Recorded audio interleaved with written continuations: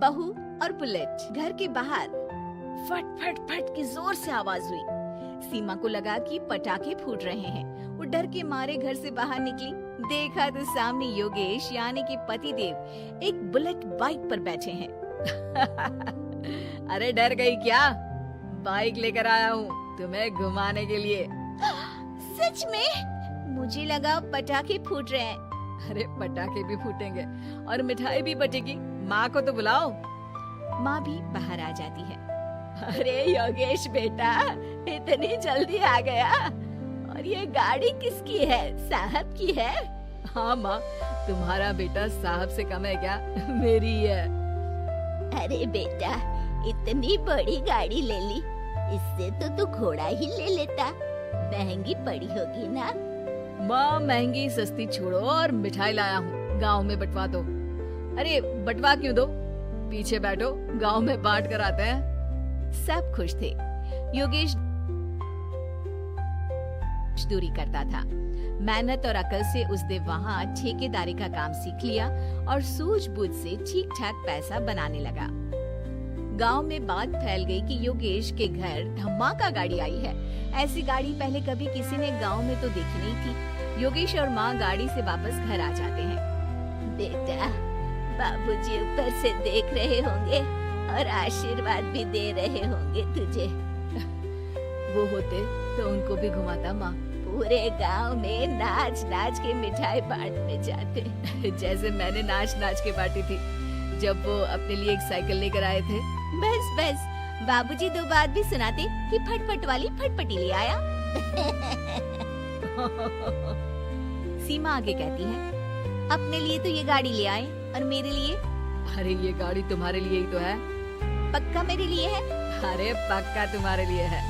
अगली सुबह जब योगेश सो रहा होता है तो उसे बाहर से गाड़ी की आवाज आती है। वो घबरा कर चिल्लाता है, चोर चोर, मेरी गाड़ी ले जा रहा है, चोर चोर।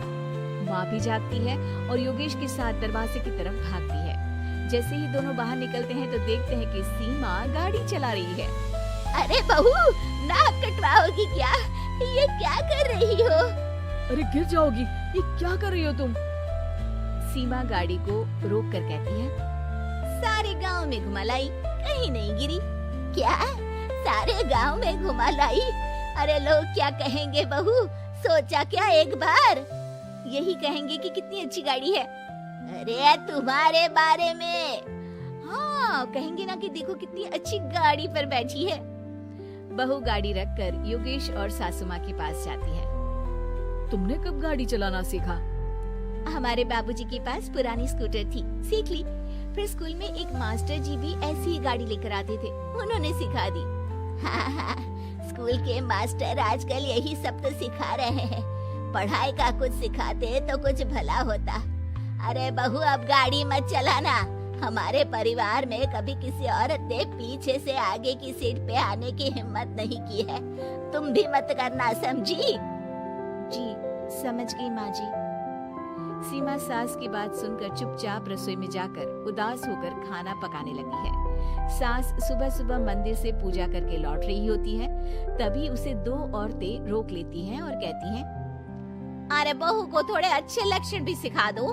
गाड़ी चलाने निकली थी, गांव की मर्यादा का कोई ख्याल नहीं है। वही तो। अरे पैसे आने लगे हैं तो क्या मतलब कि किसी रीति रिवाज को नहीं मानोगे? अरे समाज में रहना है तो समाज की ढंग से ही रहना पड़ता है। अरे लाज भी नहीं आई बहू को? चूल्हे चौके से निकलकर सीधे गाड़ी लेकर चौराहे चबूतरे नाप लिए, फट फट फट करते हुए। अरे कुछ कह देना उसे। अरे ये क्या कहेगी? बूढ़ी सास है, इनकी थोड़ी ना चलती होगी घर में। हाँ, बहू की ही चलती होगी, मर्जी भी और गाड़ी भी।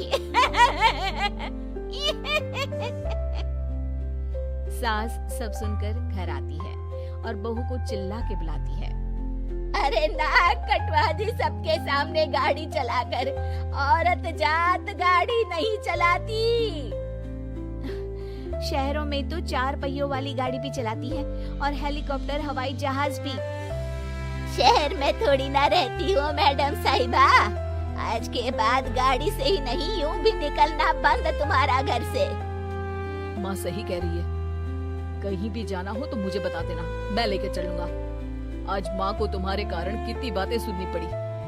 इतना कहते हुए योगेश वहाँ से चला जाता है। बारिश की वजह से कारखाने के रोड पर कीचड़ रहता है, इसीलिए योगेश गाड़ी घर रख कर जाता है और किसी से लिफ्ट लेकर कारखाने पहुँचता है ताकि नई गाड़ी गंदी ना हो। लेकिन शाम को इतनी तेज बारिश होती है कि उसे वापस आने का कोई साधन ही नहीं मिलता। बारिश बढ़ती जाती है, रात के 11 बज जाते हैं। रास्ते में एक नदी का ब्रिज है, अगर उस पर पानी आ गया तो योगेश कारखाने में ही फंस जाएगा। पूरी रात भूखे प्यासे बितानी पड़ेगी। घना अंधेरा, बिजली की कड़कड़ाहट और तेज बारिश। राजेश डर भी रहा था, ठंड से कांप भी रहा था। तभी उसे रोड से आती हुई एक रोशनी दिखती है। वो देखता है कि उसके सामने एक बाइक आकर खड़ी हुई है। वो ऊपर वाले को धन्यवाद देकर उस बाइक वाले आदमी की तरफ बढ़ता है, पर पास जाकर देखता है तो भौचक्का रह जाता है। सीमा, तुम यहाँ इतनी बारिश में गाड़ी पर? पहले बैठो तो, नदी ब्रिज पे आ जाएगी तो जाना मुश्किल हो जाएगा। योगेश गाड़ी के पीछे बैठता है। सीमा गाड़ी चला रही है। मैंने तो तुमको पहचाना ही नहीं। गाड़ी की आवाज तो पहचानी होगी ना। अरे पर मुझे नहीं पता था कि तुम आओगी। अच्छा किया कि तुम आ गई। माँ नहीं आने दे रही थी, पर हमेशा पति पत्नी की रक्षा थोड़ी ना करेगा, पत्नी को भी तो करनी चाहिए। योगेश को सुबह अपने किए पर पछतावा होता है। उसकी आंख में आंसू आ गए जो बारिश की बूंदों में बह गए थे। उसके बाद सीमा को सास ने और योगेश ने खुशी खुशी समाज की सीमा लांघने की मंजूरी दे दी। अब वो जहां भी जाती फट फट फट गाड़ी पे ही जाती।